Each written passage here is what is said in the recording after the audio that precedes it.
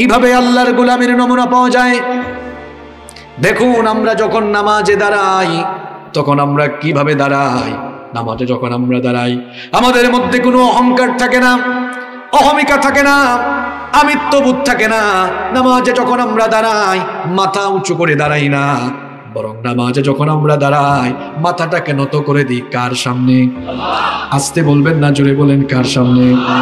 আল্লাহ তাআলা বলেছেন ওয়াকুমু লিল্লাহি কানিতিন, বিনয়ী হয়ে আল্লাহর সামনে দাঁড়িয়ে যাও, বিনীত হয়ে আল্লাহর সামনে দাঁড়িয়ে যাও। এই জন্য আমরা বিনয়ের সাথে যখন নামাজে দাঁড়াই তখন আমরা হাতটাকে কাঁধ বরাবর কিংবা কান পর্যন্ত এমন ভাবে উঠাই আমাদের এই হাত ওঠানোর দৃশ্য এটা প্রমাণ করে দেয় যেন আমরা গোলামের মতো মাথা নত করে, আসামির মতো সারেন্ডার করে আমরা মাহবুদের সামনে দাঁড়িয়ে যাই। এত সুন্দর গোলামের নমুনা, এটা কি অন্য কোনো ইবাদতের ভেতরে আছে? কথা বলেন, আছে? এটা এমন একটা ইবাদত, there is no class discrimination in সালাত। এই নামাজের ভেতরে কোনো বৈষম্য, শ্রেণী বৈষম্য আছে? মসজিদের ভেতরে চেয়ারম্যান সাহেব ঢোকার পরে চেয়ারম্যান সাহেব যদি রিক্সাওয়ালাকে বলে, এই বেটা রিক্সাওয়ালা, তোর গায়ে ঘামের গন্ধ আছে, তুই আমার পাশে দাঁড়াইস না, পিছনে যা, তুই রিক্সাওয়ালা, আমি চেয়ারম্যান। চেয়ারম্যান সাহেব এই কথা যদি ভুল করে বলেও ফেলে, রিক্সাওয়ালাও বলে ফেলবে, মিয়া আপনার চেয়ারম্যানগিরি দেখালে ইউনিয়ন পরিষদের ভেতরে গিয়ে দেখান, এটা মসজিদ, আল্লাহর ঘর, এখানে আপনিও আল্লাহর গোলাম, আমিও আল্লাহর গোলাম। এখানে কারোর সাথে কারো কোনো বিভেদ, বৈষম্য। এজন্য মহাকবি, কবি সম্রাট আল্লামা ইকবাল তিনি তার কবিতায় বড় চমৎকার করে লিখেছেন, এক হি সাফ মে खड़े हो गए महमूद आयाज, एक ही साफ में खड़े हो गए महमूद आयाज, न कोई बंदा रहा न कोई बंदा नवाज। নামাজে আসার পর সম্রাট মাহমুদ আর তার চাকর আয়াজ যখন একই কাতারে পাশাপাশি কাছাকাছি কাঁধে কাঁধ লাগিয়ে দাঁড়িয়ে যায়, তখন সম্রাট মাহমুদ তিনি আর সম্রাট থাকেন না, তার চাকর আয়াজ তখন আর চাকর থাকে না, সম্রাট আর চাকর দুজনেই তখন আল্লাহর গোলামে পরিণত হয়ে যায়। কোনো বৈষম্য থাকে? থাকে না। এই নামাজ, এটি হচ্ছে মুমিনের জন্য সবচাইতে বড় ইবাদত। ঈমানের পরেই হলো এই নামাজের অবস্থান। নামাজ হচ্ছে এমন একটি ইবাদত, এর মাধ্যমে বান্দা আল্লাহর একেবারে কাছাকাছি চলে যায়। নবীজিকে জিজ্ঞেস করা হলো, বান্দা কখন আল্লাহর নিকটে চলে যায়? নবীজি বলেছেন, বান্দা যখন নামাজে দাঁড়ায়, এরপরে যখন তার কপাল আর নাক আল্লাহর কুদরতি চরণে লাগিয়ে সাজদা দেয়, তখন আল্লাহ আর বান্দার মাঝখানে কোনো পর্দা থাকে না, বান্দা একেবারে আল্লাহর কাছাকাছি চলে যায়। এই নামাজ আমার আপনার জন্য, প্রত্যেক মুসলমান পুরুষ এবং নারীর জন্য 5 ওয়াক্ত নামাজ দৈনন্দিন যিনি ফরজ করেছেন, সবাই বলেন তিনি কি? আমার বাবা যান, চাচা যান, ভাই যানরা সবাই ভালো করে শোনেন। অন্যান্য ইবাদতে অজর থাকলে রুখসত আছে, যেমন সামনে কিছুদিন পরে বছরের সর্বশ্রেষ্ঠ মাস রমাদানের মাস আমাদের সামনে আসতেছে। যদি কোনো মানুষ শারীরিকভাবে দুর্বল থাকেন, অর্থাৎ যিনি রোজা রাখলে মারা যাওয়ার আশঙ্কা আছে, স্বাস্থ্যের অবনতি হয়ে রোজা রাখার কারণে যদি কারো স্বাস্থ্যের অবনতি হয়ে মৃত্যুর ঝুঁকি থাকে, তাহলে রোজা থেকে তাকে অব্যাহতি দেওয়া হয়েছে। তিনি যদি রোজা ছেড়ে ফিদিয়া দিয়ে দেন তাহলে হয়ে যাবে, কোনো অসুবিধা নাই। আবার দেখেন, বিরাট টাকা পয়সা আছে, কোটি কোটি টাকা, কিন্তু শারীরিক সামর্থ্য না থাকলে শুধু টাকা দিয়ে তার জন্য হজ ফরজ হবে। কিন্তু দেখেন, একমাত্র ইবাদত হলো নামাজ। যদি আপনি মাঠে থাকেন, ঘাটে থাকেন, কলকারখানায় থাকেন, অফিসে থাকেন, আদালতে থাকেন, বাড়িতে থাকেন, যেখানেই থাকেন না কেন, আপনি পুরুষ মানুষ, যদি আপনার মাথা নষ্ট হয়ে ব্রেইন নষ্ট হয়ে আপনি যদি পাগল হয়ে না যান, আপনি কিন্তু নামাজ ছাড়তে পারবেন? আপনি দাঁড়াতে পারেন না, তাও নামাজ ছাড়তে পারবেন না। বসে বসে নামাজ পড়তে হবে, বসতে পারেন না, তাও নামাজ ছাড়তে পারবেন না। শুয়ে শুয়ে নামাজ পড়তে হবে, তাও পারেন না। ইশারায় নামাজ পড়তে হবে। মুসলমানের জন্য নামাজের বেলায় কোনো রুখসত, আরো জোরে বলেন, নামাজের বেলায় কোনো রুখসত। মহিলাদের বেলায় মাসের যে কয়েকটা দিন তারা অসুস্থ থাকেন, সেই দিনগুলো ব্যতীত মহিলারাও নামাজ থেকে রুখসত নেওয়ার কোনো সুযোগ। এই নামাজ হলো এমন একটি ইবাদত। ও বাবা জান, চাচা জান, ভাই জানরা সবাই শোনেন, এই যে দুনিয়াতে আমরা আছি, এই দুনিয়াতে কিন্তু চিরকাল আমরা থাকবো। সবাই আমরা একদিন এই দুনিয়ার মায়া ছেড়ে আমরা পরপারে পাড়ি জমাবো। একদিন আমাদের মৌত হয়ে যাবে। আমরা আল্লাহর কাছ থেকে এসেছি, আল্লাহর কাছে আবার ফিরে যাব। একদিন আমরা আল্লাহর সামনে দাঁড়াবো। হাসরের মাঠে আমাদের প্রত্যেককে আল্লাহর সম্মুখীন হওয়া লাগবে। এ ব্যাপারে কি কোনো সন্দেহ আছে নাকি? কোনো সন্দেহ নাই। বিচারের মাঠে আমরা সবাই উঠবো। মাথার উপরের বিশাল আসমান, পায়ের তলার এই জমিন, সাগর মহাসাগর, নদ নদী, গাছপালা, পর্বতমালা কিচ্ছু থাকবে না। একদিন কিয়ামতের মহাপ্রলয়ঙ্কারী ঘটনার মাধ্যমে সবকিছু লন্ডভন্ড হয়ে যাবে। রব্বুল আলামিন বলেছেন, কুল্লু মান আলাইহা ফান। সবকিছু একদিন ফান হয়ে যাবে, সবকিছু একদিন ধ্বংস হয়ে যাবে, ক্ষয় হয়ে যাবে, লয় হয়ে যাবে। ওয়ায়াবকা ওয়াজহু রাব্বিকা যুল জালালি ওয়াল ইকরাম। কেবলমাত্র একজনের মহান সত্য অবশিষ্ট থাকবে, তিনি কে? আমরা সবাই একদিন আল্লাহর সামনে দাঁড়াবো। বিচারের সেই কঠিন দিনে, হাসরের মাঠে আল্লাহ যখন আমার কাছ থেকে, আপনার কাছ থেকে, আমাদের কাছ থেকে আল্লাহ হিসাব নেওয়া আরম্ভ করবেন, সবার আগে আল্লাহ কোন বিষয়ের হিসাব চাইবেন শোনেন। তিরমিজি, নাসাঈ এবং আবু দাউদ শরীফে এই হাদিস বর্ণিত হয়েছে। আবু হুরায়রা রাদিয়াল্লাহু আনহু এই হাদিস বর্ণনা করেছেন। তিনি বলেছেন, আমি নবীজিকে বলতে শুনেছি, নবীজি বলেছেন, ইন্না আউয়ালু মা ইউহাসাবু বিহিল আবদু ইয়াউমাল কিয়ামাতি মিন আমালিহি সালাতুহু। কিয়ামতের দিন রব্বুল আলামিন বান্দার কাছ থেকে যখন হিসাব চাইবেন, তখন সবার আগে রব্বুল আলামিন মানুষের কাছ থেকে নামাজের ব্যাপারে হিসাব চাইবেন। বলেন কিসের ব্যাপারে? আরো জোরে বলেন। ওয়াজ মাহফিলে তো ঠিকই ওয়াজ শুনতে আসলেন, কিন্তু ফজর, যোহর, আসর, মাগরিব, এশা চলে গেল। এই নামাজগুলো ঠিক মতো পড়লেন কিনা? প্রতিদিন যে 5 ওয়াক্তের নামাজ, এই নামাজগুলোর হিসাব কিয়ামতের দিন প্রথম যিনি নিবেন তিনি কি? আহারে আমার বাবারা, ভাইয়েরা, এখনো আমরা নামাজ আদায় করি না। এখনো আজান হলে আমরা মসজিদে যাই না। কিরকম গাফেল হয়ে আছি আমরা। অথচ এই নামাজের ব্যাপারে রব্বুল আলামিন সবার আগে হিসাব চাইবেন। নবীজি বলেছেন, ফা ইন সালুহাত ফাকাদ আফলাহা ওয়া আনজাহ। এই নামাজের হিসাব যার ঠিকঠাক থাকবে, তার বাদবাকি সব ঠিক থাকবে। নামাজের হিসাবে যদি গন্ডগোল না লাগে, পরবর্তী ধাপগুলো আপনার জন্য সহজ হয়ে যাবে। ওয়া ইন ফাসাদাত ফাকাদ খাবা ওয়া খাসাব। আর নামাজের হিসাবে যদি গন্ডগোল থাকে, ক্ষতিগ্রস্ত হয়ে জাহান্নামে যাওয়া লাগবে। কেন আপনি নামাজ ছেড়ে দেন? নামাজ ছেড়ে দেওয়া জাহান্নামে যাওয়ার সবচাইতে বড় কারণ। হাসরের মাঠে সব মানুষ আল্লাহর সামনে দাঁড়াবে, ব্যাপারে কোনো সন্দেহ? কিয়ামতের দিন হাসরের মাঠে যখন সব মানুষ হাজির হয়ে যাবে, রব্বুল আলামিন হাসরের মাঠে সম্ভবত সকল মানুষদেরকে লক্ষ্য করে বলবেন, সবাই আমাকে সাজদা দাও। দুনিয়াতে আজান হয়ে গেলে মসজিদে গিয়ে যারা আল্লাহকে সাজদা দিত, সঙ্গে সঙ্গে তারা সাজদায় পড়ে যাবে। কিন্তু যারা আজান হলে ঠিক মতো নামাজ আদায় করতো না, সেই সকল বেনামাজিগুলো চরম ক্ষতিগ্রস্ত হবে। কেমন অবস্থার সম্মুখীন তারা হবে? চলুন আমরা কোরআন থেকে জেনে নেই। রব্বুল আলামিন বলছেন, কোরআনুল কারীমের 68 নম্বর সূরা সূরাতুল কলামের 42 নম্বর আয়াত থেকে রব্বুল আলামিন বলছেন, ইয়াউমা ইউকশাফু আন সাকিন ওয়া ইউদআউনা ইলাস সুজুদি ফালা ইয়াস্তাতিউন।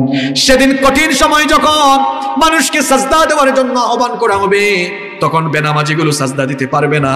তাদের পিঠ কাঠের মতো শক্ত হয়ে যাবে। এর কারণ সম্পর্কে আল্লাহ তাআলা বলছেন, ওয়াকাদ কানু ইউদআউনা ইলাস সুজুদি ওয়া হুম সালিমুন। এর কারণ হলো দুনিয়াতে এরা বেনামাজি ছিল, নামাজি ছিল না। দুনিয়ায় বেনামাজি হবে যারা, কিয়ামতের দিন এমন কঠিন মুসিবতে পড়ে যাবে তারা, পিঠ কাঠের মতো শক্ত হয়ে যাবে, পিঠ নোয়াতে পারবে না। বেনামাজি হাসরের মাঠে যখন উঠবে, চরম বেজ্জতির সম্মুখীন হবে। আল্লাহ এদের প্রতি কোনো দয়া করবেন না। আল্লাহ তাআলা ফেরেশতাদেরকে বলবেন, বেনামাজিগুলোকে ধর, হাতে পায়ে শিকল লাগা, দণ্ডবিধি পড়া। এরপরে এই বেনামাজিগুলোকে টেনে হিচড়ে জাহান্নামে নিয়ে যা। জাহান্নামকে 7 ভাগে আল্লাহ ভাগ করেছেন। এর মধ্যে বেনামাজিদের জন্য আল্লাহ স্পেশাল একটা জাহান্নাম বানিয়েছেন। সেই জাহান্নামের নাম হচ্ছে সাকার। এই সাকার হলো ভয়াবহ একটা জায়গা।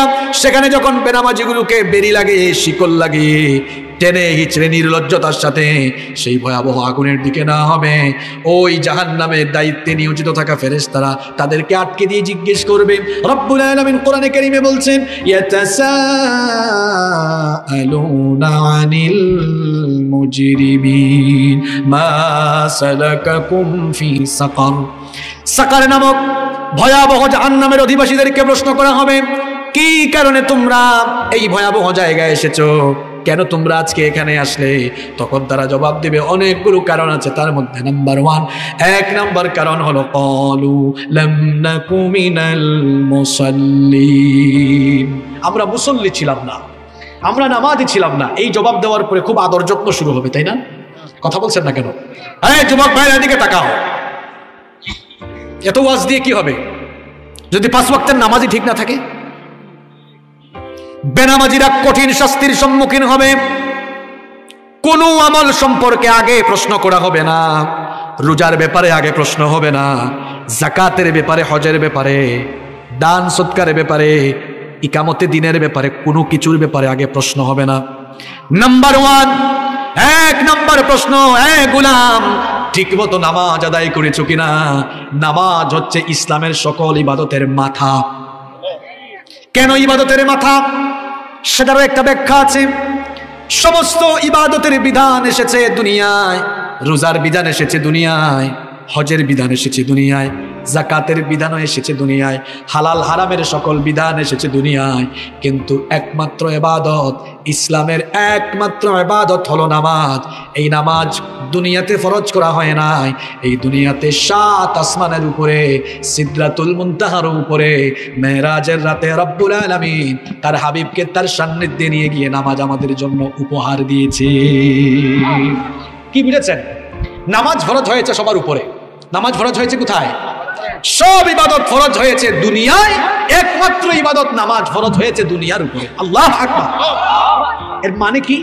এর মানে হলো সব ইবাদতের মাথা হলো, জোরে বলেন, আরবিতে এর জন্য একটা প্রবাদ আছে, আস-সালাতু হিয়া রাসুল ইবাদা, নামাজ হচ্ছে ইবাদতের মাথা। কেন ইবাদতের মাথা?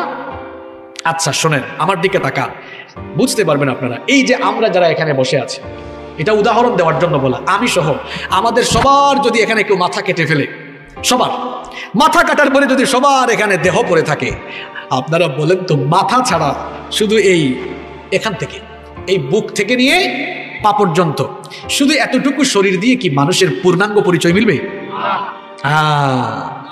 মাথা ছাড়া মানুষকে চেনা যায় না। বুঝে ফেলছেন আপনারা?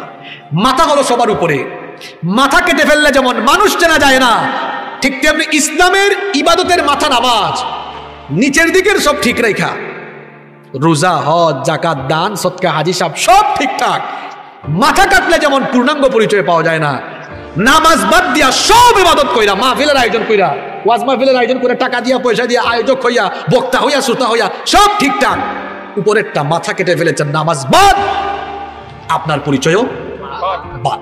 কথা ক্লিয়ার? মাথা ছাড়া যেমন পূর্ণাঙ্গ পরিচয় পাওয়া যায় না, ইসলামের ইবাদতের মাথা নামাজকে বাদ দিয়ে কখনো কেউ খাঁটি মুসলমান হতে পারে? এজন্য নবীজির স্পষ্ট হাদিস, বাইনাল আবদি ওয়াল কুফরি তারকুস সালাহ, আল্লাহর বান্দা আর কাফিরের মধ্যে পার্থক্য হলো নামাজ ছেড়ে দেওয়া। আল্লাহর বান্দা কোনোদিনও নামাজ ছাড়তে পারে? নামাজ হচ্ছে আল্লাহর গোলামের সবচাইতে শ্রেষ্ঠ নমুনা। এই যে ধরুন ফজরের সময় ভোরবেলা যখন আজান হয়, শয়তান তো আমাদেরকে নামাজ থেকে ফেরাবার সব রকমের চেষ্টা করে, কারণ আমরা নামাজে গেলে শয়তানের লাভ না লস? আরো জোরে বলেন, লাভ না লস? এই জন্য আমরা রাতের বেলা যখন ঘুমিয়ে যাই, শয়তান তখন ঘাড়ের মধ্যে 3টা গিরা লাগায়, প্রত্যেকটা গিরার মধ্যে এই মন্ত্র পড়ে ফু দেয়, রাত অনেক লম্বা, তুই আরাম করে ঘুমা, ঘুম থেকে উঠার দরকার নাই। মুয়াজ্জিন সাহেব ভোরবেলায় বলেন, আস-সালাতু খায়রুম মিনান নাওম, ঘুম থেকে নামাজ উত্তম। শয়তান তখন এসে বলে, না, নামাজের থেকে তোর ঘুম উত্তম, তুই ঘুমায়া থাক। ওই সময় আপনি যদি ঘুমায়া থাকেন, বলেন তো আপনি গোলামি করলেন আল্লাহ না শয়তানের? আর আপনি তখন ঘুম থেকে উঠে মসজিদে চলে গেলেন, আল্লাহকে গিয়ে সাজদা দিলেন, বলেন তো গোলামিটা হইল কার? সিএনজি, অটোরিকশা, টমটম রিকশার পেছনে লেখা থাকে বিবেক মানুষের সর্বোচ্চ আদালত। এটা হাদিস নয়, কিন্তু কথাটা বাস্তবিক সত্য। আসলেই তো বিবেক আমাদেরকে সত্য মিথ্যার পার্থক্য করতে সহায়তা করে। তাহলে আবার নিজের বিবেককে প্রশ্ন করুন তো, প্রত্যেক দিন এলাকার মসজিদের সামনের কাতারও ফিল আপ হয় না, 8 জন 10 জন মানুষ থাকে, এর বেশি মানুষ থাকে না। কোনো এলাকায় ইমাম সাহেব আর মুয়াজ্জিন সাহেব, বাকিরা ঘুমায়া থাকে। এখন বলেন তো, ফজরের নামাজ না পড়া যারা ঘুমায়া থাকলো, আসলেই কি এরা আল্লাহর গোলাম না শয়তানের গোলাম? এভাবে ঘুমাইয়া আমাদের ফজর চলে যায়। এজন্য আমার জাতীয় কবি কাজী নজরুল ইসলাম সুন্দর কবিতা লিখেছেন, ঘুমাইয়া কাজা করেছ ফজর, তখনও জাগনি যখন জোহর, হেলায় খেলায় কেটেছে আসর, মাগরিবের ওই শুনিয়া যান, এখনো জামাতে হওরে শামিল, এখনো এর সাথে আছে স্থান, বাজিছে দামামা বাদরে আমামা, শির উঁচু করি মুসলমান, দাওয়াত এসেছে নয়া জামানার, ভাঙা কেল্লা উড়ে নিশান। আল্লাহু আকবার। এই কবিতায় যেন আমাদের বাস্তব জীবনের নমুনা ফুটে উঠেছে। আসলেই তো ফজরে আমরা ঘুমায়া থাকি। কি করে আপনি ঘুমায়া থাকেন? জোহরের আগে তো আপনি দুনিয়া ছেড়ে চলে গিয়ে জোহরের আগেই তো আপনার জানাজা হয়ে যেতে পারে কি পারে না? কেমন করে ঘুমাও তুমি, কেমন করে ঘুমাও তুমি, ফজর করে কাজা, এমনও তো হতে পারে জোহরে জানাজা। হতে পারে কিনা? এই যে এশার নামাজ চলে গেল, আমরা কত মানুষ এশার নামাজ পড়লাম না, ফজরের আগেই আমরা কবরে চলে যাওয়ার সম্ভাবনা আছে না নাই?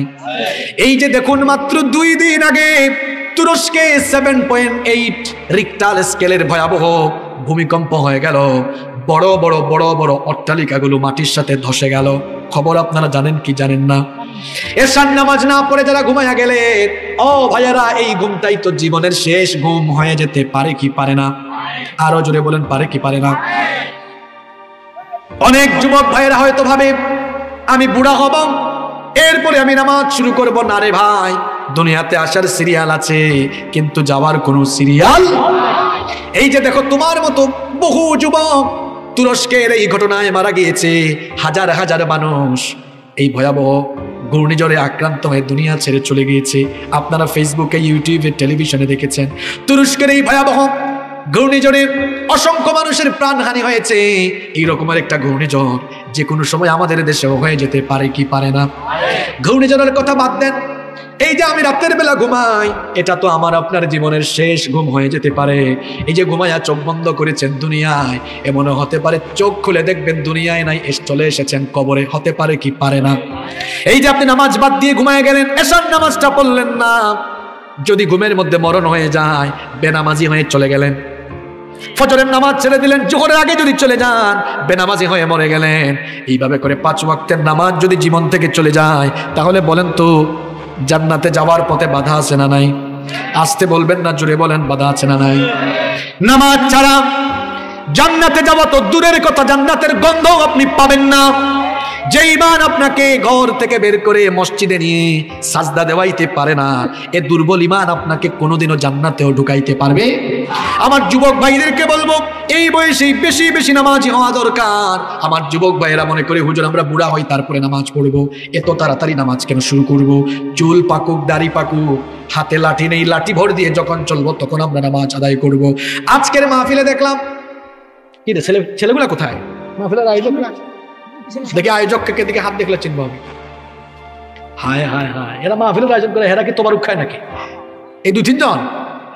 আচ্ছা, হাত নামান। আমি কয়েকজনকে চিনেছি, এরা খাওয়ার সময় ছিল। এই যে আমার ভাইয়েরা, যুবক ভাইদেরকে বলছি, হাতে লাঠি নিব, বুড়া হব, এই নসিব আমার নাও হতে। আসেন বাস্তব একটা ঘটনা শোনাই। কিছুদিন আগে আমার পাশের বাড়িতে আমার চেয়ে বয়সে আরো 10-12 বছরের ছোট একটা ছেলে মারা গিয়েছে।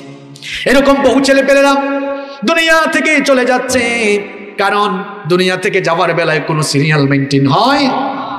যুবক মানুষ এই বয়সে নামাজ সুন্দর করে আদায় করা যাবে, কারণ বুড়া হয়ে গেলে মানুষের মেরুদণ্ডে ব্যথা, হাঁটুতে ব্যথা, কোমরে ব্যথা, এদিকে ওদিকে ব্যথা, ঠিক মতো রুকু দেওয়া যায় না, ঠিক মতো সাজদা দেওয়া যায় না, বেশিক্ষণ দাঁড়িয়ে নামাজ আদায় করা যায় না। কিন্তু যুবক বয়সে লম্বা সময় দাঁড়িয়ে থাকা যায়, সুন্দর করে রুকু দেওয়া যায়, সুন্দর করে সাজদা দেওয়া যায়। এই জন্য যুবকের সাজদা, যুবকের রুকুকে পছন্দ করেন বেশি কে? আর জুড়ে বলেন। যুবক বয়সের ইবাদতের দাম অনেক অনেক অনেক অনেক বেশি। এজন্য আমার যুবক ভাইদেরকে বলবো, এই সময়টা হলো নামাজের বয়স। আজান হয়ে গেলে মসজিদ থেকে উল্টা দিকে দৌড়াইও না, আজান হয়ে গেলে নামাজে ঢুকে যাও। এই বয়সে গিয়ে আল্লাহকে সাজদা দাও। জোয়ান বয়সে, যুবক বয়সে শরীরে শক্তি থাকে কম না বেশি? এই বয়সে শক্তি যেমন বেশি, এই বয়সে ইবাদতের দামও বেশি। যুবক যখন সাজদা দেয়, এই যে যুবক ভাইয়েরা যখন শক্তি বেশি, তো যখন হাঁটে, হাঁটার সময় দেখবেন মাটিটা কাঁপে। যুবক ভাইয়েরা, আপনারা যখন হাঁটেন তখন আপনাদের হাঁটায় মাটি কাঁপে। আপনারা যখন সাজদায় কপাল আর নাক মাটিতে লাগান, আপনাদের সাজদায় আল্লাহর আরশ কেঁপে ওঠে। সুবহানাল্লাহ। এই বয়সে ইবাদতের দাম বেশি। এজন্য আমার কলিজার টুকরা যুবক তরুণ ভাইদেরকে বলবো, ভাইয়েরা, শয়তানকে খুশি করো না। শয়তান চাইবে আমাদেরকে মসজিদ থেকে দূরে রাখার, নামাজ থেকে দূরে রাখার। আমরা কি শয়তানের কাছে পরাজিত হব, না আল্লাহর কাছে? আমরা কি শয়তানের কাছে পরাজিত হব, নাকি শয়তানকে আমরা পরাজিত করব? আরো জোরে বলেন। এজন্য আজান হয়ে গেলে নামাজে চলে যেতে হবে। নামাজ ছাড়া জান্নাতে যাওয়া যাবে না। কিয়ামতের দিন সবার আগে নামাজের হিসাব জেনে নেবেন তিনি কি? জাহান্নামের আগুন বড় ভয়াবহ আগুন। এই যে দুনিয়ার আগুন, দুনিয়ার আগুন হলো জাহান্নামের আগুনের 70 ভাগের 1 ভাগ। জাহান্নামের আগুন দুনিয়ার আগুনের চাইতে আরো 69 গুণ বেশি তাপ, 69 গুণ বেশি দহন। সুতরাং ওই জাহান্নামের আগুনে আমি আপনি পড়তে পারবো?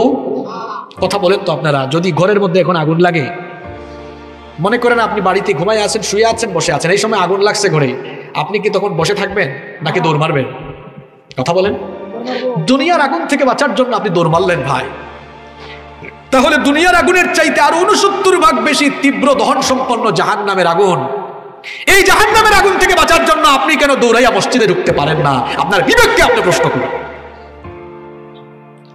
5 ওয়াক্তের নামাজ যদি ঠিক না থাকে, সারা রাত্রের ওয়াজ দিয়ে কিচ্ছু হবে না। আগে নামাজ। বহু এলাকায় রাত 1টা, 12টা, 1টা পর্যন্ত ওয়াজ হয়। সকালবেলা ওই এলাকার মসজিদে 1 কাতার পূরণ হয় না। আছে না নাই? এই ওয়াজ দিয়ে কি হবে? যদি ওয়াজের পরে ফজরের নামাজের সময় প্রত্যেকে নামাজে যেতে না পারলাম, বোঝা গেল এই ওয়াজের কোনো তাসির, কোনো আথর। নামাজ, নামাজ, নামাজ। নামাজ ছাড়া মুক্তি পাওয়া যাবে না, জান্নাতে যাওয়া যাবে না। সবার আগে হলো নামাজ। ইসলামের ইবাদতের মাথা হলো নামাজ। ইমানের পরেই হলো নামাজ। জোরে বলেন, ইমানের পরে কি? নামাজ। এই নামাজি কয়েক প্রকারের নামাজি আমাদের সমাজে আছে। দেখেন কত জাতের নামাজি। সাপ্তাহিক নামাজি আছে না নাই? শুধু জুমাবারে তারা নামাজে যায়, এছাড়া তারা নামাজে যায় না। তো জুমার নামাজি ভাইদেরকে আমি প্রশ্ন করছি, ভাই, একদিনে হয় 5 ওয়াক্ত নামাজ, 7 দিনে হয় 5 7 35 ওয়াক্ত। আপনি শুধু জুমার দিন 1 ওয়াক্ত গেলেন, 35 ওয়াক্তের মধ্যে 1 ওয়াক্ত একবার গুলামি করলেন কার? আর বাদ বাকি 34 বার গুলামি করলেন কার? বলেন তো, পার্সেন্টেজে গেলে শয়তানের গুলামি বেশি হইল না আল্লাহর গুলামি বেশি হইল? মানুষ পরিচয় দিতে আপনার লজ্জা লাগার কথা, কারণ আপনি গোটা সপ্তাহে শয়তানের গুলামি, নামাজ ছাইরা দিয়া শয়তানের গুলামি 34 বার, আল্লাহর গুলামি 1 বার। এটা হলো সাপ্তাহিক নামাজের নমুনা। 2 নাম্বার নামাজি হলো মাসিক নামাজি। রমজান মাস আসলে তারা এমন নামাজি হয়, সব সময় নামাজে। আবার ঈদের চাঁদ উঠে গেলে তাদের নামাজ শেষ আছে না নাই? এটা হলো মাসিক নামাজির নমুনা। 3 নাম্বার হলো বার্ষিক নামাজি। শুধুমাত্র 2 ঈদে এরা নামাজে আসে, বাদ বাকি কখনো তাদেরকে নামাজে পাওয়া যায় না। এরকম নামাজিও আছে না নাই? 4 নাম্বার নামাজি হলো সিজনাল নামাজি। সিজনে সিজনে দেখা পাওয়া যায়। শবে বরাতের রাতে, কদরের রাতে, এরকম গুরুত্বপূর্ণ রাতে পাঞ্জাবি টুপি লাগাইয়া মসজিদে মসজিদে তাবারুক খাওয়ার জন্য ঘুরে। আছে না নাই? 5 নাম্বার নামাজি হলো শুধু জানাজার নামাজি। যেখানেই জানাজা সেখানেই সে হাজির। ঢাকা শহরে থাকে, মসজিদ হলো তার ঘর থেকে 50 হাত দূরে। তার ঘর থেকে 50 হাত দূরে মসজিদে গেল না, কিন্তু শুনছে কাশিয়ানীতে, বিশ্বনাথপুরে তার একজন ঘনিষ্ঠ মানুষ মারা গেছে, শোনা মাত্রই 5-6 ঘন্টা গাড়ি চালাইয়া চলে আসলো। বুঝলাম না এই লোকটা ঘর থেকে 50 হাত দূরে ফজরের নামাজে গেল না, কিন্তু জানাজার নামাজে উপস্থিত হওয়ার জন্য 6 ঘন্টা জার্নি করলো। তার মতলব আপনারা না বুঝলেও আমি ঠিকই বুঝেছি, ফজরের নামাজের আগে বক্তব্য দেওয়ার সুযোগ নাই, কিন্তু জানাজার নামাজের আগে তার বক্তব্য দেওয়ার সুযোগ আছে। নাইলে এই বাটপার ফজরের নামাজে আসতে না কেন? কিছু মানুষ আছে জানাজার আগে বক্তৃতার চান্স নেওয়ার জন্য শুধু জানাজার নামাজে যায়। কি বলেন, আছে এরকম? এই যে দেখেন কত জাতের নামাজি বললাম, সাপ্তাহিক নামাজি, মাসিক নামাজি, বার্ষিক নামাজি, সিজনাল নামাজি, জানাজার নামাজি। এই 5 প্রকার নামাজি, 5 প্রকার নামাজির নামাজ হলো নষ্ট, বাতিল। কারণ হলো এরা অনিয়মিত নামাজি, এরা নামাজে যায় সিজনে সিজনে, এরা নামাজে যায় ভিন্ন ভিন্ন উদ্দেশ্যে। বাদ বাকি 1 প্রকারের নামাজি আছে যারা নিয়মিত নামাজি, আজান হলেই নামাজ, আজান হলেই নামাজ, আজান হলেই নামাজ, আজান হলেই নামাজ, আজান হলেই নামাজ, প্রতিদিন যায় কয়বার? এদের জন্য আল্লাহ সুসংবাদ দিয়ে বলেছেন, উলাইকা হুমুল ওয়ারিসুনাল্লাযীনা ইয়ারিসুনাল ফিরদাউসা হুম ফিহা খালিদুন। আল্লাহ বলছেন আজান হলেই নামাজ, আজান হলেই নামাজ, আজান হলেই নামাজ, আজান হলেই নামাজ, আজান হলেই নামাজ। 5 ওয়াক্ত এভাবে করে নামাজে যায় যারা, মরার পরে জান্নাতুল ফিরদাউসের ওয়ারিস হয়ে যাবে তারা। পড়লে নামাজ, রাখলে রোজা, আল্লাহ রাসূল পাবে সোজা, হালকা হবে পাপের বোঝা, করলে ইবাদত পাবে তুমি রোজ হাসরে প্রতিদানে জান্নাত, প্রতিদানে জান্নাত। আল্লাহু আকবার। জাহান্নাম থেকে নিজেকে সেভ করার জন্য, জান্নাতে যাওয়ার জন্য, ভালো একজন মানুষ হওয়ার জন্য 5 ওয়াক্ত নামাজ আজকে থেকে ছাড়বো না, ধরবো। ছাড়বো না, ধরবো। আর জীবনে কোনোদিন নামাজ ছাড়বো না, এই ওয়াদা কি করা যায়? দেখি কারা কারা রাজি। ফজরে কি সবাইকে দেখা যাবে? ইনশা হাত বলে নামা। কষ্ট হচ্ছে আপনাদের? আচ্ছা, এবার আসেন, এই নামাজ আল্লাহ কেন দিয়েছেন? যাতে করে আপনারা শুধু আল্লাহকে সাজদা দেন, কেবলমাত্র কি এই উদ্দেশ্যে? জোরে বলেন, এই উদ্দেশ্যে না। এবার আসলাম মূল কথায়। এই নামাজ আল্লাহ কেন দিয়েছেন? নামাজ আল্লাহ দিয়েছেন জীবন পরিচালনার প্রশিক্ষণ হিসেবে। এই নামাজের ভেতরে যে আনুষ্ঠানিকতা আছে, এখান থেকে আপনি শিক্ষা নিয়ে নামাজের বাইরে অ্যাপ্লাই করবেন, নামাজের আলোকে ব্যক্তি, পরিবার, সমাজ, রাষ্ট্র গঠন করবেন। এই জন্য নামাজের ভেতরে শিক্ষা আছে না নাই? জোরে বলেন, আছে না নাই? এবার আসেন তো, এই নামাজ আমাদেরকে কি শেখায় সেগুলো আমরা জেনে নেই। নামাজ আমাদেরকে কি শেখায় শুনতেছেন তো আপনারা? নাম্বার 1, 1 নাম্বার, নামাজ মুসলমানদেরকে ঐক্যবদ্ধ থাকার শিক্ষা দেয়। নামাজ মুসলমানদেরকে কি থাকার শিক্ষা দেয়? আপনারা বলবেন কিভাবে নামাজ আমাদেরকে ঐক্যবদ্ধ থাকার শিক্ষা দেয়? দেখুন তো কিভাবে দেয়। বলেন তো, নামাজ কি একা একা ফরজ না জামাতের সঙ্গে ফরজ? জামাত আরবি শব্দ অর্থ হলো ঐক্যবদ্ধভাবে একত্রিত হওয়া, ঐক্যবদ্ধ হওয়া। একা একা আল্লাহ নামাজ ফরজ করেন নাই। আল্লাহ বলেছেন, ওয়া আকিমুস সালাতা ওয়া আতুজ যাকাতা ওয়ারকাউ মা'আর রাকিঈন। আর সালাত কায়েম করো এবং যাকাত দাও, এবং যারা রুকু করে রুকুকারীদের সঙ্গে ঐক্যবদ্ধ হয়ে রুকু সাজদা করো, অর্থাৎ ঐক্যবদ্ধ একত্রিত হয়ে নামাজ আদায় করো। নামাজে দেখা যায় আমরা সব মুসলমান এমন ভাবে দাঁড়াই, আমার ভাইয়ের কাঁধের সাথে কাঁধ লাগে, পায়ের সাথে পা লাগে, সবাই আমরা এক কাতারে দাঁড়িয়ে যাই। আপনারা হজে গেলে দেখবেন, উমরায় গেলে দেখবেন, অথবা যারা মসজিদে হারামে এবং মসজিদে নববীতে নামাজ পড়েছেন, আপনারা দেখেছেন মসজিদে হারামের দৃশ্য। আপনাদেরকে বলি, কিছু মানুষ বাইতুল্লাহ তাওয়াফ করছে, কিছু মানুষ আবার সাফা মারওয়ায় সাই করছে, কিছু মানুষ বসে বসে তিলাওয়াত করছে, কিছু মানুষ তাসবিহ জপছে, কিছু মানুষ আবার বসে বসে হয়তো দুরূদ পড়ছে। কিন্তু দেখা যায় যখনই ইকামত দেওয়া হয়, লক্ষ লক্ষ মানুষ মুহূর্তে গোল গোল হয়ে কাঁধে কাঁধ লাগাইয়া দাঁড়ায় যায়। আল্লাহু আকবার। আমাদের মসজিদগুলো দেখেন, জুমার দিনে ইমাম সাহেব আরবিতে যখন খুতবা দেন, একজনের সামনে আরেকজন, ডানে বামে কাতার বন্দি নাই, বিচ্ছিন্নভাবে মানুষ ছড়িয়ে ছিটিয়ে থাকে। খুতবা শেষ করে মুয়াজ্জিন সাহেব যখনই ইকামত শুরু করে দেন, দেখবেন সবাই কাঁধে কাঁধ লাগাইয়া ঐক্যবদ্ধ হয়ে যায়। এই যে আমরা মসজিদের ভেতরে ঐক্যবদ্ধ, নামাজের মধ্যে আমরা যেমন ঐক্যবদ্ধ, পৃথিবীর 100 কোটি মানুষের মধ্যে 200 কোটি মানুষ হলো মুসলমান। এই 200 কোটি মুসলমান যদি নামাজের মতো মসজিদের বাইরে ঐক্যবদ্ধ থাকতো, কাফের মুশরিক বেঈমানরা মুসলমান ভাই বোনদের উপরে নির্যাতন চালানোর সাহসও পেত না। ঐক্য আছে আমাদের মধ্যে। আমরা যদি ঐক্যবদ্ধ থাকতাম, আমাদের উপরে এত মুসিবত আসতো না। আপনাদের কথা কি আর বলবো, আমরা হুজুরদের মধ্যেই তো মিল মহব্বত। আপনাদের কথা কি আর বলতাম। ওই যে আমি প্রায় জায়গায় বলি, পাল্লার মধ্যে ব্যাঙ রাখা যেমন কঠিন, ব্যাঙের কাজ লাফালাফি করা, ব্যাঙকে কি পাল্লায় রেখে দেওয়া সহজ নাকি? আরো জুড়ে বলেন। পাল্লার মধ্যে ব্যাঙ রেখে দেওয়া যেমন কঠিন, তেমনি আলেমদেরকে এক জায়গায় বসানো কঠিন। আমরা নামাজ থেকে ঐক্যের শিক্ষা নিতে পারলাম না, এই জন্য আমরা এখনো শক্তিশালী হতে পারলাম না। আজকে আমাদের মধ্যে ঐক্য নাই বলে ইসলাম বিরোধীরা আলেমদের হাতে হাত করা আর পায়ের মধ্যে ডান্ডা বেরি লাগানোর সুযোগ পেয়েছে। ঐক্যবদ্ধ থাকার মধ্যে শক্তি আছে।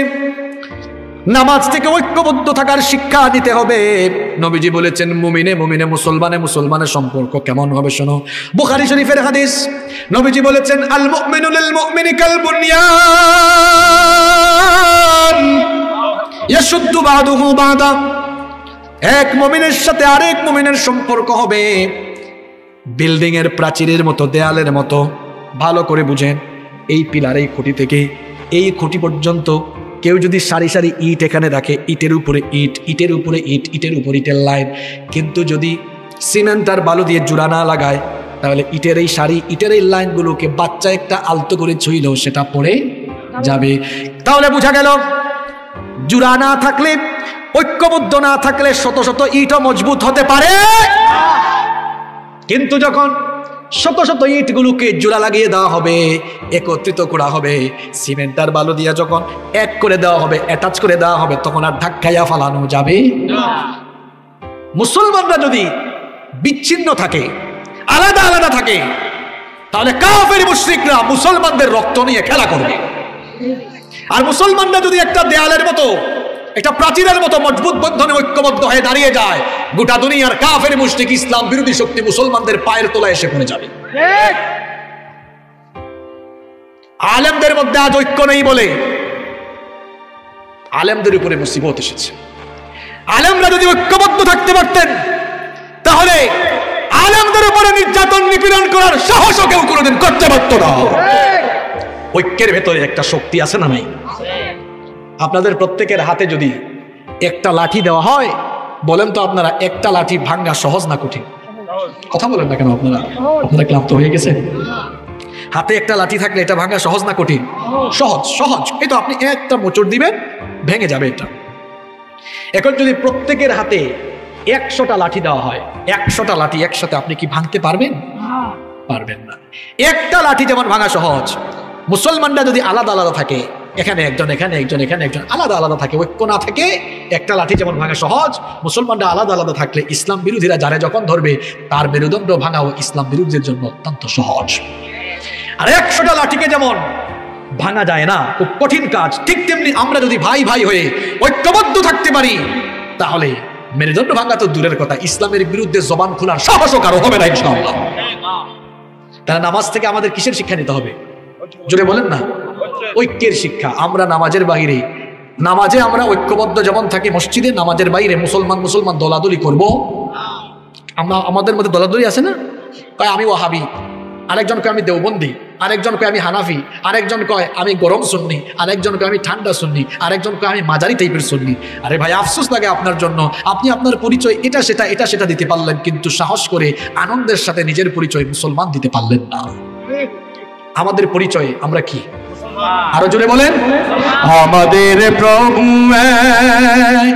এক নবীর উম্মত, জীবন বিধানে ওই শিবানী কুরআন। আমাদের প্রভু কয়জন? আমাদের প্রভু এক নবীর উম্মত, জীবন বিধানে ওই শিবানী কুরআন। তবে কেন এক নহে মুসলমান, এক হও করিয়া বান। ঐক্যবদ্ধ হলে আমাদের শক্তি বাড়বে না কমবে? কষ্ট হচ্ছে আপনাদের? নাম্বার 2, তাহলে 1 নম্বরটা মনে থাকবে তো, নামাজ আমাদেরকে ঐক্যবদ্ধ হওয়ার শিক্ষা দেয়। নাম্বার 2, 2 নম্বর, নামাজ আমাদেরকে সঠিক নেতা নির্বাচনের শিক্ষা দেয়। নামাজ আমাদেরকে কিসের শিক্ষা দেয়? সঠিক নেতা নির্বাচনের শিক্ষা দেয়। নামাজে আমরা যখন দাঁড়াই তখন আমাদের একজন কি লাগে? ইমাম লাগে। জোরে বলেন, কি লাগে? আমার দিকে তাকান সবাই, মূল জায়গায় তো আসলাম। এখন আওয়াজ বের না হলে তো সমস্যা। নামাজের মধ্যে একজন কি লাগে? এখন বলেন তো আপনারা, যদি নামাজের সেই ইমামের তিলাওয়াত অশুদ্ধ হয়, ওই ইমাম সাহেব যদি ওনার একাডেমিক ব্যাকগ্রাউন্ড যদি না থাকে, তার পিছনে কি আমরা নামাজে দাঁড়াবো? কথা বলেন। একজন অযোগ্য, অদক্ষ, অশুদ্ধ তেলাওয়াতকারী ইমাম সাহেবের পেছনে কোনো মুসলমান নামাজে দাঁড়াতে পারে? একজন সচেতন মুসলমান যেমন অশুদ্ধ তেলাওয়াতকারী এবং অযোগ্য একজন ইমামের পেছনে মুক্তাদি হয় না, ঠিক তেমনি নামাজের বাহিরে একজন সচেতন মুসলমান কখনো অযোগ্য, অপদার্থ, চোর, ডাকাত, বাটপারকে তার সমাজের নেতা বানাতে পারে না। ঠিক তো আমরা কইতে পারি, কিন্তু নামাজের বাইরে কি এই কামটা আমরা করতে পারি? আমরা তো পারি না এখনো। আর পারি নাই বলেই আমাদের সমাজে এখনো চুরি আছে, ডাকাতি আছে, এখনো অন্যায় আছে, জুলুম আছে। নবীজির সময়ে মসজিদের ইমাম নবীজি, আর মদিনা রাষ্ট্রের ইমাম আরেকজন। আপনার ঘুম চলে আসছে নাকি? আপনার জবাব দিয়েন বাবা জানরা। নবীজির সময়ে মসজিদে নববীর ইমাম নবীজি, মদিনা রাষ্ট্রের ইমামও কে? নবীজি। নবীজির পরে 4 জন খলিফা শাসন করলেন, মসজিদেরও ইমাম, রাষ্ট্রেরও। এখন আমরা এমন মুসলমান, মসজিদের ইমাম একজন, সমাজের ইমাম। মসজিদের ইমাম ভালো মানুষ, টুপিওয়ালা, দাড়িওয়ালা, খুব ভালো মানুষ, চরিত্র ভালো, সব ঠিকঠাক আছে। আর সমাজের ইমাম যেটা ডাকাইতের মতো চেহারা, চুরের মতো চেহারা, চরিত্র ঠিক নাই, চুরি করতে করতে এত লকবের অধিকারী হয়েছে, ডাকাতি করতে করতে অনেক লকবের অধিকারী। এভাবে আমরা মসজিদ আর সমাজের ইমামকে আলাদা বানিয়ে দিয়ে আমরা আল্লাহ আর রসুলের দেখানো তরিকা থেকে বহু দূরে সরে গিয়েছি। এই জন্য আমরা উন্নতি, অগ্রগতির দিকে যেতে পারছি। যদি আমরা নামাজে যেমন যোগ্য ইমামের পেছনে নামাজ আদায় করি, ঠিক তেমনি ভাবে আমরা যদি আমাদের সমাজে, আমাদের রাষ্ট্রে যদি চরিত্রবান, যোগ্য চরিত্রবান, আল্লাহওয়ালা, পরহেজগার ব্যক্তিগুলোকে আমরা যদি আমাদের দায়িত্বশীল চেয়ারগুলোতে বসাতে পারি, তখন শান্তি আর রহমত নাজিল হবে যার তরফ থেকে। তিনি কি? আল্লাহওয়ালা শাসন, আল্লাহওয়ালা শাসকদের শাসনের নমুনার স্টাইলই আলাদা। ছোট্ট একটা ঘটনা আমার মনে পড়ে গেল। ঘটনাটা কি বলবো? ঘুম আসছে নাকি? ঘটনাটা কি বলবো? মন দিয়ে ঘটনাটা শুনেন। ওমর রাদিয়াল্লাহু আনহুর সময়ের ঘটনা।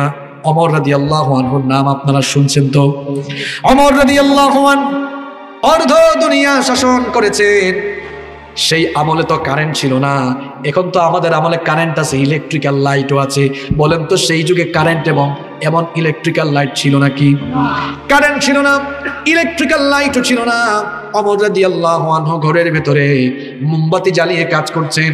ঠিক এমন সময়ে তার কিছু আত্মীয় স্বজন দেখা করতে এসে দরজায় নক দিলেন। তিনি তাদেরকে দরজায় আটকে দিলেন।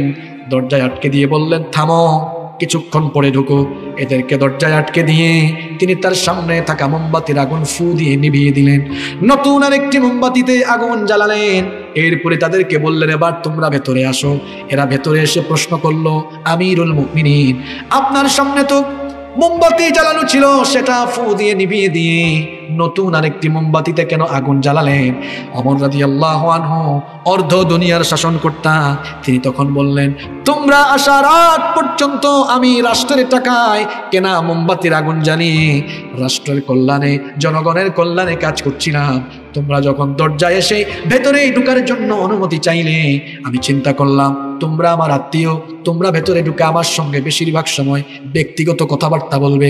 চিন্তা করলাম রাষ্ট্রের টাকায়, জনগণের টাকায় কেনা মোমবাতির আগুন জ্বালিয়ে তোমাদের সঙ্গে যদি ব্যক্তিগত কথা বলি, রাষ্ট্রের সম্পদ, জনগণের সম্পদ নষ্ট হবে।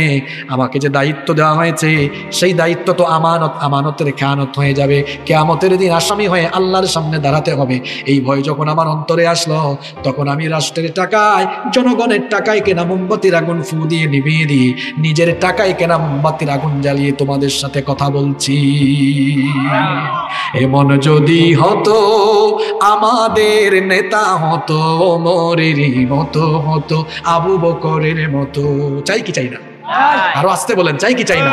এমন যদি হতো আমাদের নেতা হতো ওমরেরই মতো, হতো আবু বকরের মতো, জনগণের খোঁজ খবর নিত রাত দুপুরে, ঘুরে ঘুরে দেখতো কি কেউ আছে অনাহারে।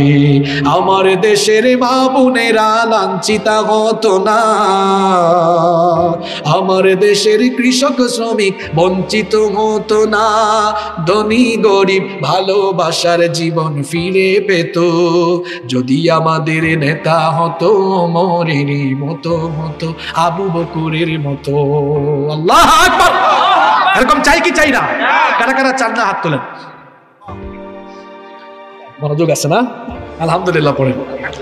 এরকম চাইলে কি করব? চোর ডাকাতদেরকে দায়িত্বশীল চেয়ারে বসাবো না আল্লাহওয়ালাদেরকে বসাবো? আরো জোরে বলেন। 2 নম্বর শিক্ষা মনে থাকবে তো? নামাজ আমাদেরকে কি করে? সঠিক নেতা নির্বাচনের শিক্ষা দেয়। আপনাদের মনে ঘুম চলে আসছে না? আপনাদের এই সময় চলে তো 11টার পরে আপনারা শুনতে চান না, এটা আমিও জানি। 10 মিনিট থাকা যাবে না? আরো 10 মিনিট থাকা যাবে তো? আরো 2টা শিক্ষা বলবো, এরপরে শেষ করবো ইনশা। কয়টা বললাম? 1 নম্বর, আমি আজকে বেসিক কথা, মৌলিক কথাগুলো বলে যাচ্ছি। এই যে আমাদের উপরে মুসিবত কেন? ঐক্য, ঐক্য। অথচ এই ঐক্যবদ্ধ থাকার শিক্ষা নামাজে, বলেন নামাজে। 2 নম্বর, এই শিক্ষাটাও আমাদের মধ্যে নাই। নামাজ থেকে আমরা সঠিক নেতা নির্বাচনের শিক্ষা পাই। যদি আমরা এই শিক্ষাটা নিতে পারতাম আর নিজের বিবেক খাটাইয়া ভালো মানুষ, আল্লাহওয়ালা, চরিত্রবান, আল্লাহ ভীরু, খুদা ভীরু মানুষদেরকে দায়িত্বশীল চেয়ারে বসাইতে পারতাম, তাহলে সমাজটা বদলে যেত। আমাদের কারণেই তো আল্লাহওয়ালা লোকগুলো দায়িত্বশীল চেয়ারে বসে না, বসে যায় গায়ক, বসে যায় নায়ক, বসে যায় নৃত্যশিল্পী, বসে যায় গাঁজাখুর, বসে যায় ইয়াবাখুর। ঠিক তো আমরাই কই, আবার বসাইও আমরা। কি জাতের ভদ্র মানুষ আমরা, স্বীকারও করে ফেলি। কি বলেন? আমার কথায় আঘাত পেয়েছেন আপনারা? বাস্তব কথা তো আমাকে বলতে হবে। ঠিকও আমরা কই, বসাইও আবার আমরা। না, এমনটা হতে পারে না। কিছু মানুষ তো টাকার কাছেও বিক্রি হয়, আছে না ভাই? আচ্ছা, 500 টাকা কেউ দিল, আপনার লুব আর সামলাইতে পারেন না। হিসাব করেন তো আপনি কোন পর্যায়ে চলে গেছেন। মনে করেন একটা চেয়ারে একজন লোক বসবে 5 বছরের জন্য। ক্যালকুলেটর মেরে দেখেন, 5 বছরে হয় 1825 দিন। 1825 দিন। 1825 দিন একটা লোক একটা দায়িত্বশীল চেয়ারে বসবে। 500 টাকা দিয়ে বললো, ভাই আমারে আপনার রায়টা দিয়ে, মতামতটা দিয়ে। আপনিও লোভ সামলাইতে না পাইরা নিয়া বললেন দিলাম। এবার ভাগ করেন, 1800 ভাগ 1825 ভাগ 500, কি রে আমি ভাগ করে দেখো তো কত হয়। মনে হয় 3 টাকা 65 পয়সা হয় না? এরকম না? 1825 ভাগ হইল 1825 ভাগ 500 ভাগ গুণ না, হ্যাঁ ভাগ 3 টাকা 65 পয়সা। ঠিক আছে? কি জাতের মানুষ আপনি, হ্যাঁ? চিন্তা করছেন 1825 দিনের জন্য একজন চেয়ারে বসবে, তার রায় সাইড না? আপনার হিসাব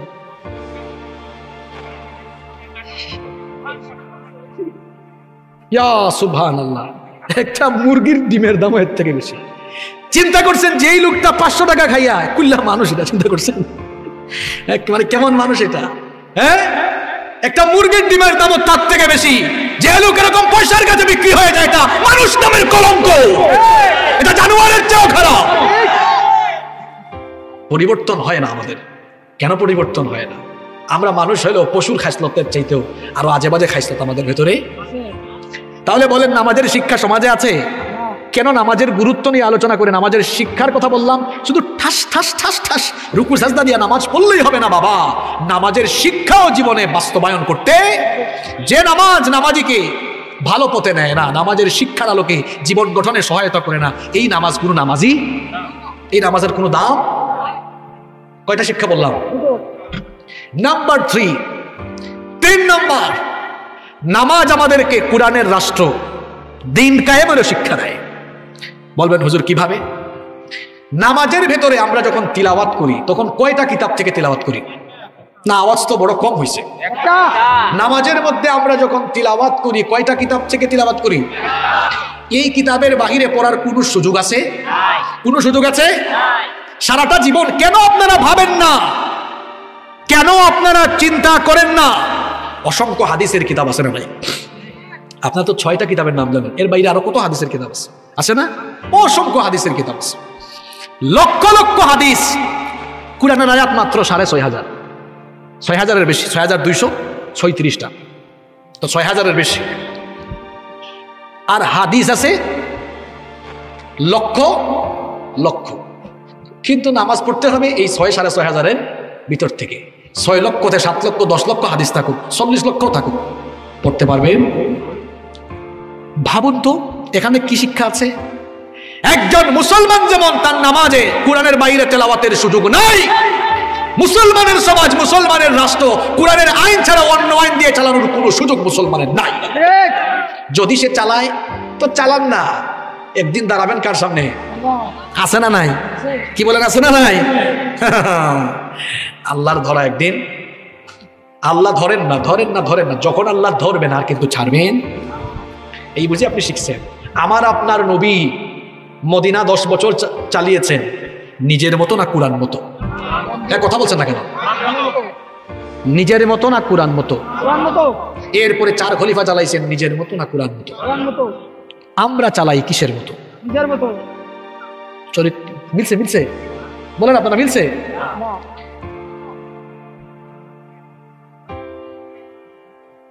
কষ্ট পাচ্ছেন নাকি আপনারা? শেষের দিকে কথাগুলো একটু হার্ড হয়ে যাচ্ছে না? এই যে হাবিব লিখছে, ঠিকই লিখছে, তুমি মিসওয়াক করা ফজিলত জানো,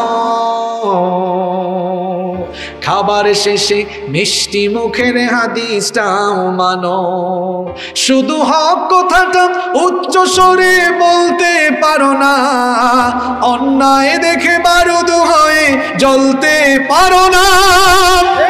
কেমন মুসলমান তুমি একটু ভাবো না, কেমন তোমার ঈমান একটু বলো না, তুমি মিসওয়াক করা ফজিলত জানো, খাবার শেষে মিষ্টি মুখের হাদিসটাও মানো। মিসওয়াক সুন্নত, এটা আপনি জানেন, খাবার শেষে মিষ্টি ওইটাও জানেন, আর নবীজি যে 10 বছর কোরআন দিয়ে রাষ্ট্র চালিয়েছেন ওইটা মাথায় ঢুকে না আপনার। ওইটা হলো নবীজির আদর্শের সবচেয়ে বড় নমুনা। এজন্যই আল্লাহ নবীজিকে দুনিয়ায় পাঠিয়েছেন। আল্লাহ নবীজিকে পাঠিয়েছেন এই জন্যই, জমিন যার আইনও চলবে তার। বলেন আসমান জমিন গোটা সৃষ্টি জগৎ কার? তো হুকুমটা চলবে কার? এজন্য আল্লাহ বলেছেন আলা লাহুল খালকু ওয়াল আমর, সৃষ্টি যার আইনও চলবে তার। আল্লাহর জমিনে আল্লাহর দিন কায়েমের দায়িত্ব দিয়ে নবীদেরকে পাঠিয়েছেন কি? আল্লাহ তাআলা বলছেন সব নবীকে আমি একই দায়িত্ব দিয়েছি, আন আকিমুদ্দিন ওয়ালা তাতাফাররাকু ফি, আমার জমিনে আমার দিন কায়েম করো, এ ব্যাপারে মতবিরোধ করো না, বিচ্ছিন্ন হয়ে যাও। আমার আপনার নবীকেও একই দায়িত্ব দিয়ে রব্বুল আলামিন দুনিয়াতে পাঠিয়েছেন। আল্লাহ তাআলা বলছেন হুয়াল্লাযী আরসালা রাসূলাহু বিল হুদা ওয়া দীনিল হক লিইয়ুযহিরাহু আলাদ-দীনি কুল্লিহি ওয়ালাউ কারিহাল মুশরিকুন। তিনি হচ্ছেন সেই মহান সত্তা যিনি তার রাসূলকে হেদায়াত আর দ্বীনে হক এই দুইটা জিনিস দিয়ে দুনিয়াতে পাঠিয়েছেন। কেন পাঠিয়েছেন? লিইয়ুযহিরাহু আলাদ-দীনি কুল্লিহি ওয়ালাউ কারিহাল মুশরিকুন, যাতে করে দুনিয়ার সকল পথ মত আদর্শের উপরে ইসলামকে বিজয়ী আদর্শ হিসাবে প্রতিষ্ঠা করতে পারেন। এই জন্য নবীজিকে পাঠিয়েছেন যিনি, তিনি কে? শুধু নামাজ রোজার জন্য নবী পাঠানো হয় নাই, নবী পাঠানো হয়েছে আল্লাহর জমিনে আইন চলবে কার? আর আল্লাহর আইন যেখানে আছে শান্তি সেখানে শান্তি আছে না নাই? এই যে দেখুন, কষ্ট হচ্ছে মনে আপনাদের? আসের সুন্দর একটা ফিনিশিং দেই। কিছুদিন আগে বিশ্বকাপ হয়েছে কোন দেশে? দেশটা খুব বড়, তাই না? আমাদের ঢাকা শহরের চেয়েও ছোট। টাকা বেশি কম, ফুলুস কম না বেশি? কথা কর না কেন? যে টাকা বিশ্বকাপে খরচ করছে এই টাকা দিয়ে বাংলাদেশে কয়েক বছর চালানো যাবে, এত টাকা তাদের। এই যে অ্যারাবিয়ান গালফের ছোট ছোট কিছু দেশ মিডল ইস্টের, 100 বছর আগেও এরা গরিব ছিল, যাযাবর ছিল, তাই না? বেদুইন ছিল, এরা খুব দরিদ্র ছিল, এরা গরিব ছিল।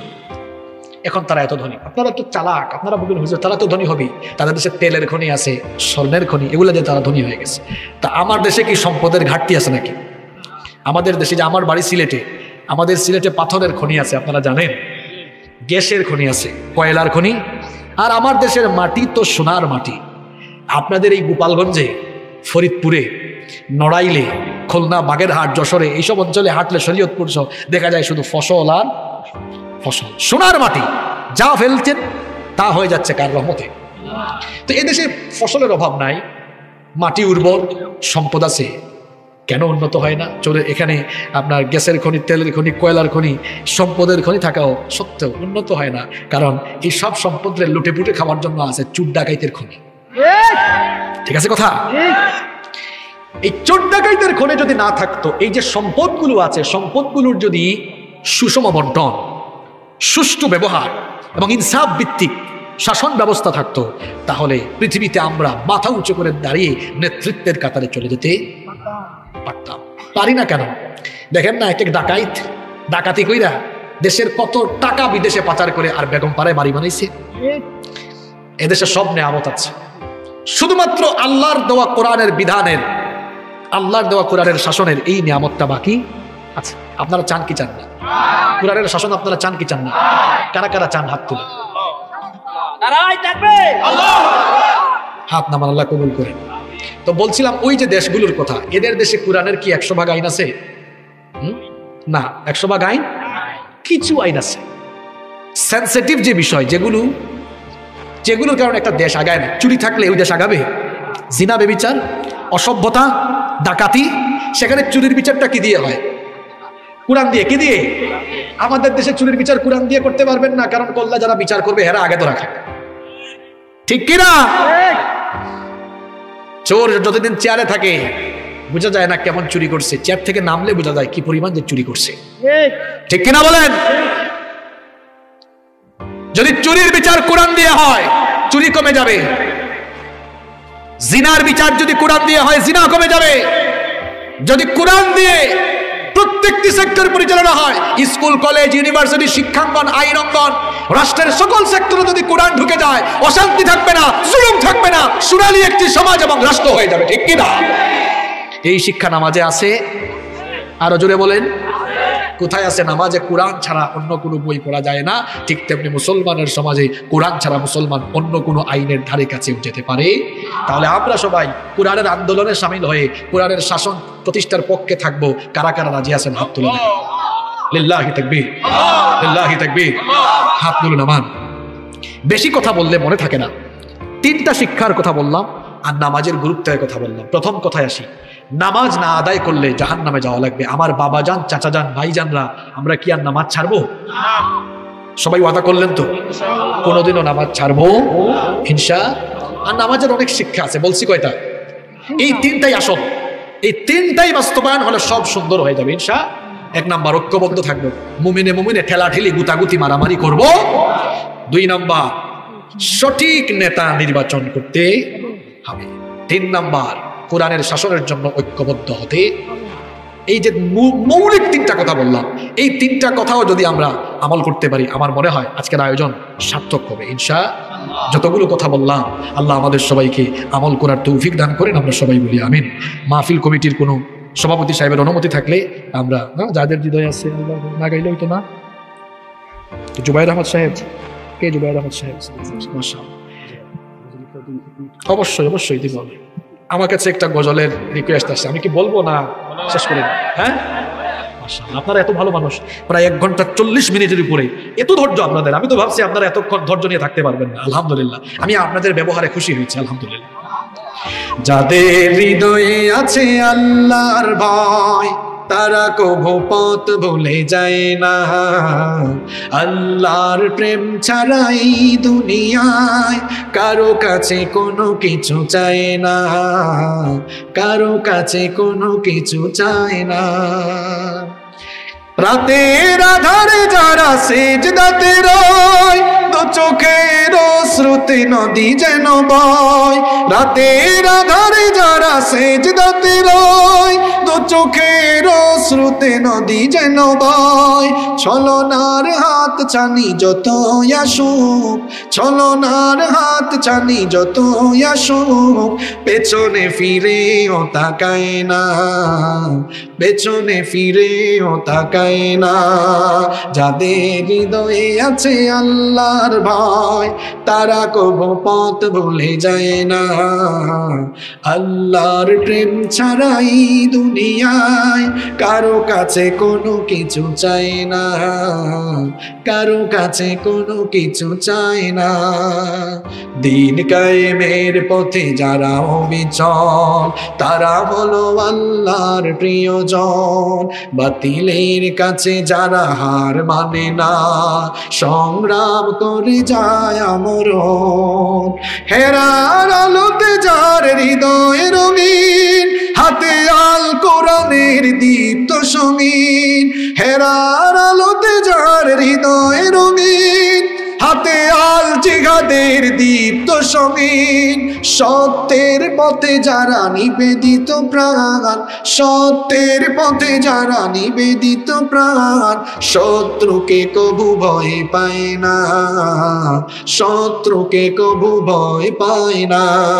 যাদের হৃদয়ে আছে আল্লাহর ভয়, তারা কভু পথ ভুলে যায় না।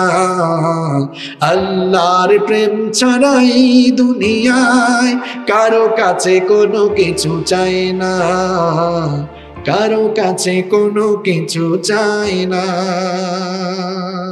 আল্লাহ আমাদের অন্তরে